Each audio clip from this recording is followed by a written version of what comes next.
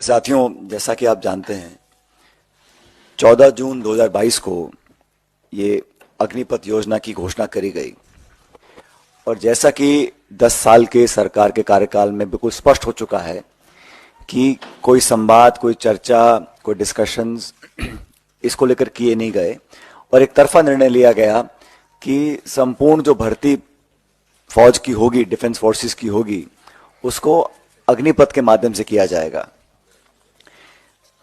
कहा यह गया कि सेना की जो औसत आयु है वो ज़्यादा हो रही है, उसको कम करना है। कहा यह गया कि हम लोगों को अपनी डिफेंस फोर्सेस को मॉडर्नाइज करना है। लेकिन मोटे तौर पर देखने में आया है कि ये जो योजना का क्रियान्वयन किया गया, ये मूलतः पैसा बचाने के लिए किया गया। डिफेंस एक्सपेंडिचर हमारा बढ़ रहा है और कहा जाता है कि अब कल ये परसों कहा गया कि हम डिफेंस एक्सपोर्ट से बहुत पैसा कमा रहे हैं। ये भी कहा गया कि हम आत्मनिर्भर हो रहे हैं, हम इंडिजिनस मैन्युफैक्चरिंग कर रहे हैं।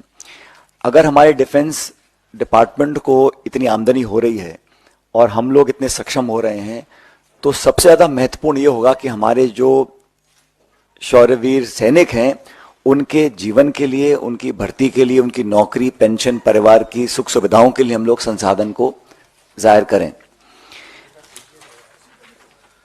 ये अग्निवीर जो बनने जा रहे हैं, इसका विरोध करने के लिए कांग्रेस पार्टी ने, जब भी ये योजना लॉन्च हुई उसी समय से हम लोगों ने विरोध किया था, क्योंकि हमें लगा कि ये 4 साल की नौकरी देने के बाद सिर्फ 25% लोगों को स्थायी रूप से फौज में भर्ती किया जाएगा और बाकी 75% लोगों को रिलीज कर दिया जाएगा।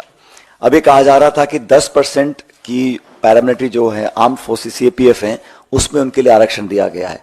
लेकिन जो एक्स सर्विसेजमैन के लिए जो ऑलरेडी रिजर्वेशन है, उसमें सिर्फ 2.49% सरकारी पद भरे गए हैं। जो पूर्व सैनिकों के लिए पद आरक्षित हैं अब तक, उसमें सिर्फ 2.49% पद भरे गए हैं।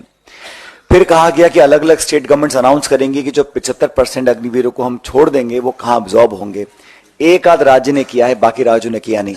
बेसिकली जो लोग 4 साल की नौकरी के बाद एक कम उम्र में रिटायर हो जाएंगे, उनके भविष्य का कुछ पता नहीं, उनको पेंशन भी नहीं मिलेगी, उनको ग्रेच्युटी जो 11 लाख रुपए की दी जा रही है उसका भी जो आधा पैसा है उनकी तनख्वाह से कट रहा है।